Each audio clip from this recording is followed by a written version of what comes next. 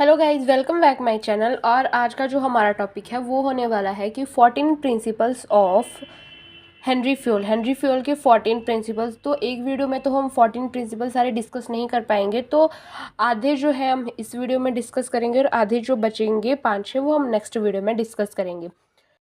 तो हमारा first step है कि हम हेनरी फ्यूल के बारे में पहले थोड़ा सा पढ़ेंगे कि क्या है क्या नहीं है, देन उसके बाद हम हेनरी फ्यूल के जो 14 प्रिंसिपल्स हैं उन्हें पढ़ेंगे। तो हेनरी फ्यूल जो है वो क्या थे कि वो फ्रेंच मैनेजमेंट थ्योरिस्ट थे हेनरी फ्यूल। उनके ये 14 प्रिंसिपल्स हैं और किसी भी ऑर्गेनाइजेशन में इन 14 प्रिंसिपल्स का होना बहुत ज़रूरी है। ये जो आपको मैं दिखा रही हूँ, इन 14 प्रिंसिपल का होना किसी भी ऑर्गेनाइजेशंस में बहुत ज़रूरी है, तभी कोई ऑर्गेनाइजेशन जो है वो प्रॉपरली ग्रो कर पाएगी, प्रॉपरली अपने गोल को अचीव कर पाएगी और ग्रो कर पाएगी। ये जो हेनरी फ्यूल थे, इन्होंने एक फ्रेंच माइनिंग कंपनी ज्वाइन की थी एज अ इंजीनियर। एक टाइम पे क्या हुआ कि कंपनी बहुत बैड फेस पे, बैड स्टेज पे पहुंच गई थी, तो वहाँ पर हेनरी फ्यूल जो थे इन्होंने बहुत इम्पोर्टेंट रोल प्ले करा था और जो कंपनी है उसको वापस उसी पोजीशन पर पहुंचाया था, उसको रिकवर करा हुआ था और ऑर्गेनाइजेशन को ग्रो करने के लायक बनाया हुआ था। ऐसा हुआ था कि कंपनी जो ऑर्गेनाइजेशन जो है वो बहुत बैड फेस पे चली गई थी, बैड स्टेज पे चली गई थी।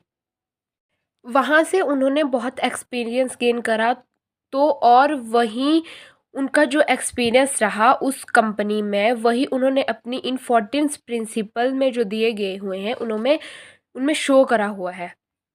हेनरी फ्यूल जो थे वो फर्स्ट रिसर्चर थे, फर्स्ट थिंकर थे मैनेजमेंट के, जिन्होंने आइडेंटिफाई किया था 4 function of management: planning, organization, staffing and controlling. इन 4 फंक्शन को हेनरी फ्यूल ने आइडेंटिफाई करा। Is of an industrial organization could be divided into 6 group. Organization की जो भी एक्टिविटीज़ है उनको 6 ग्रुप्स में डिवाइड किया गया है। वो क्या क्या है? Technical, commercial, financial, security, accountancy and marginal.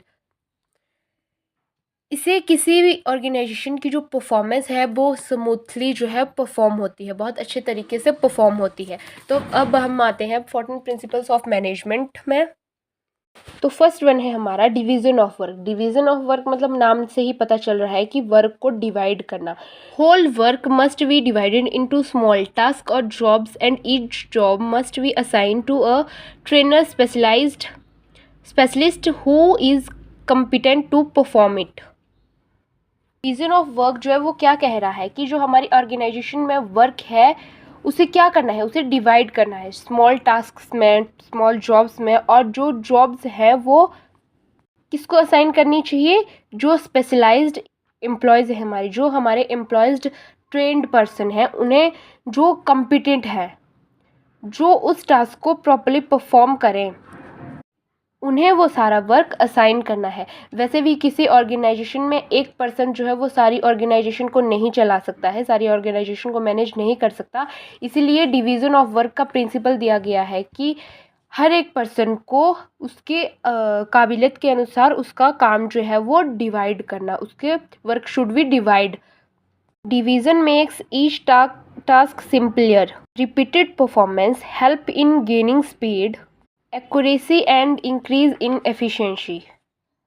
इससे क्या होगा कि टास्क जो है हमारा वो सिंपल होगा और स्पीड जो है वो किसी भी पर्सन की वो गेन होगी। अगर कोई एम्प्लॉय जो है बार बार एक ही काम को कर रहा है तो उसमें क्या होता है, उसकी स्पीड गेन हो जाती है, वो उस काम को करने में निपुण हो जाता है, जिससे जो है काम जल्दी भी होएगा और एक्यूरेसी भी होएगी और एक्यूरेसी भी बढ़ेगी, सॉरी एफिशिएंसी भी बढ़ेगी। एफिशिएंसी कैसे इंक्रीज़ होगी कि वो कम से कम इनपुट में, कम से कम टाइम में ज़्यादा से ज़्यादा आउटपुट गेन कर पाएगा। कम से कम टाइम कैसे कि वो उस काम को करने के लिए स्पेशलिस्ट है तो वो कम टाइम में ज़्यादा से ज़्यादा काम करेगा। मतलब एफिशिएंसी का मतलब क्या है कि उसे कम इनपुट में ज़्यादा से ज़्यादा आउटपुट जो है वो गेन करनी है।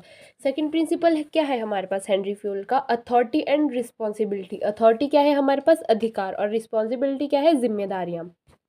There should be proper balance between authority and responsibility. जो रिस्पॉन्सिबिलिटी है किसी ऑर्गेनाइजेशन की और अथॉरिटी है, उन दोनों के बीच में क्या होना चाहिए? प्रॉपर बैलेंस होना चाहिए। Authority is right to give order to subordinates.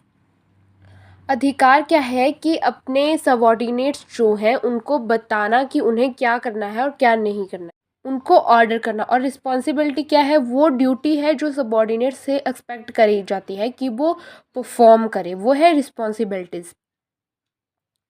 तो क्या है इस प्रिंसिपल में कि अथॉरिटी और रिस्पॉन्सिबिलिटी में प्रॉपर बैलेंस होना चाहिए ऑर्गेनाइजेशन में। ऐसा बिल्कुल नहीं होना चाहिए कि रिस्पॉन्सिबिलिटी दी लेकिन अथॉरिटी नहीं दी। सबॉर्डिनेट को बोल रहे हैं कि ये तुम्हारी ड्यूटी है, ये तुम्हारी रिस्पॉन्सिबिलिटी है, लेकिन उनको कोई भी अथॉरिटी नहीं दी गई है। फॉर एग्ज़ाम्पल 100 कार्स का प्रोडक्शन करना है, उन्हें ये रिस्पॉन्सिबिलिटी दे दी गई है, कंपनी ने ये रिस्पॉन्सिबिलिटी दी है अपने एम्प्लॉयज़ को कि 100 कार का प्रोडक्शन करना है एक मंथ में। पर उन्हें कोई भी अथॉरिटी नहीं दी गई है, कोई भी अधिकार नहीं दिया गया है कि वो स्टोर से ये रॉ मटेरियल परचेज़ करें या नहीं करें। तो वैसे ऑर्गेनाइजेशन का गोल जो है वो अचीव नहीं होएगा। में क्या है कि जो सुपीरियर्स है वो अपनी अथॉरिटी का मिसयूज़ नहीं कर सकते हैं। थर्ड वन हमारा प्रिंसिपल है डिसिप्लिन। अब आप तो इसके नाम से समझ रहे हो कि डिसिप्लिन जैसे स्कूल, कॉलेजेस, जॉब और किसी नई ऑर्गेनाइजेशन में ऑर्गेनाइजेशन के भी जो भी रूल्स एंड रेगुलेशन है उनको प्रॉपरली फॉलो करना, ताकि ऑर्गेनाइजेशन वेल परफॉर्म कर सके एंड ज़्यादा से ज़्यादा जो है वो ग्रो कर सके। Discipline is everywhere. डिसिप्लिन जो है वो स्कूल, कॉलेज और जॉब्स, ऑर्गेनाइजेशन हर एक फील्ड में जो है डिसिप्लिन जो है रिक्वायर्ड है। डिसिप्लिन होना चाहिए, तब डिसिप्लिन हमें मेंटेन करना है, तभी हम अपनी फील्ड में आगे तक जा पाएंगे। वो ऑर्गेनाइजेशन में सिस्टमेटिक तरीके से वर्क कर सकेंगे जहाँ पे डिसिप्लिन होगा, और तभी होगा जो ऑर्गेनाइजेशन में रूल्स और रेगुलेशन जो है फॉलो होंगे प्रॉपरली, तभी किसी ऑर्गेनाइजेशन में डिसिप्लिन जो है फॉलो होगा। फॉर एग्जांपल टीचर और स्टूडेंट का एग्जांपल लेते हैं। अगर टीचर जो है वो डिसिप्लिन मेंटेन करता है देन उसका स्टूडेंट भी डिसिप्लिन मेंटेन करेगा। अगर टीचर ही 9 बजे के बजाय 10 बजे स्कूल जाता है तो स्टूडेंट भी सोचेगा कि मैं क्यों जल्दी जाऊँ। अगर टीचर ही जब रूल फॉलो नहीं कर रहा है तो स्टूडेंट क्यों करेगा।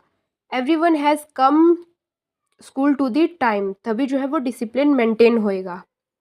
Discipline must for all enterprises and all levels. Discipline जो है हर एक लेवल, टॉप लेवल मैनेजमेंट है, चाहे मिडिल लेवल मैनेजमेंट है, लोअर लेवल मैनेजमेंट है, हर एक लेवल पर जो है वो डिसिप्लिन मेंटेन रखना ज़रूरी है। हर एक एंटरप्राइज के लिए, चाहे हम स्कूल लें, कॉलेज लें, जॉब लें, कोई ऑर्गेनाइजेशन लें, हर एक में डिसिप्लिन मेंटेन करना प्रॉपरली तरीके से, तभी कोई ऑर्गेनाइजेशन ग्रो करेगी, वो कंपल्सरी है।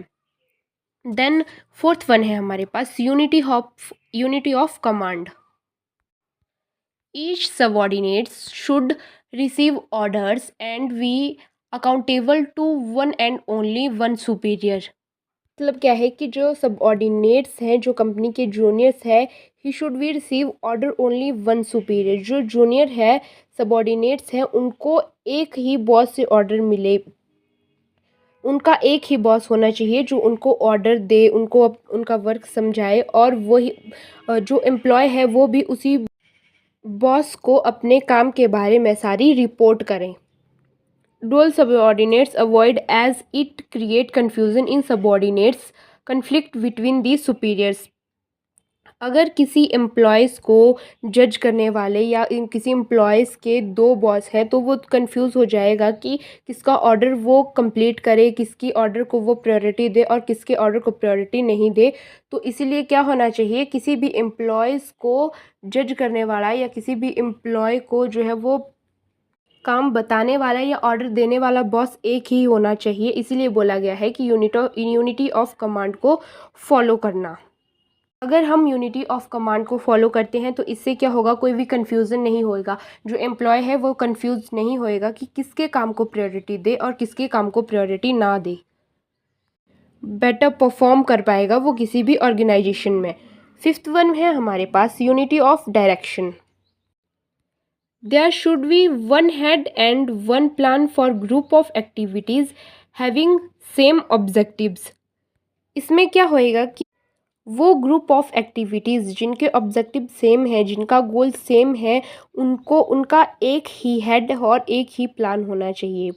उनका एक ही हेड होना चाहिए और एक ही प्लान होना चाहिए। One head and one plan. ऐसा नहीं होना चाहिए कि जैसे फॉर एग्ज़ाम्पल कोई कंपनी है, जैसे एक कंपनी है वो कार का स्टोर भी चला रही है, बाइक्स का चला रही है और अदर बहुत सारे स्टोर चला रही है, लेकिन उन सारे को मेंटेन करने वाला जो हेड है वो एक है, तो वो उसमें क्या होगा कि कन्फ्यूज़न क्रिएट होगा। तो उन सभी कंपनीज़ को मैनेज करने के लिए हमें अलग अलग हेड रखना पड़ेगा, तभी हम अपनी ऑर्गेनाइजेशन, हर एक ऑर्गेनाइजेशन में प्रॉपरली ग्रो कर पाएंगे। इसलिए बोला गया है कि यूनिटी ऑफ डायरेक्शन की एक जो कंपनी है उसे मेंटेन करने के लिए एक ही हेड होना चाहिए, इसलिए कहा गया है one plan and one head. और सिक्स्थ है हमारे पास subordination of individual interest to general interest. Interest of the organization as a whole must prevail over the interest of the individual employees। ये प्रिंसिपल क्या कहता है कि जो इंडिविजुअल इंटरेस्ट है उसे हमेशा नीचे रखना चाहिए और जो किसी कंपनी का जनरल इंटरेस्ट है, जैसे गोल अचीव करना, ऑर्गेनाइजेशन का ऑब्जेक्टिव अचीव करने, उसे ऊपर रखना चाहिए। In case interest differ, it is the duty of management to recognize them. However, if reconciliation is not possible, then general interest must be supersede individual interest।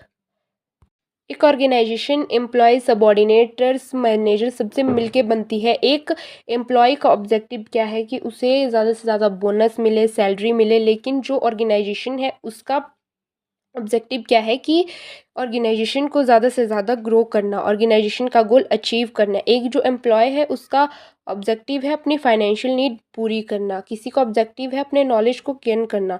तो इस principal में क्या बताया गया है कि जो ऑर्गेनाइजेशन का जनरल इंटरेस्ट है, जो ऑर्गेनाइजेशन में जनरल इंटरेस्ट रखा हुआ है, ऑर्गेनाइजेशन का गोल और उसकी ऑर्गेनाइजेशन की ग्रोथ, उसे हमें ऊपर रखना है। जो इंडिविजुअल जो इंटरेस्ट है उन्हें हमेशा नीचे रखना है।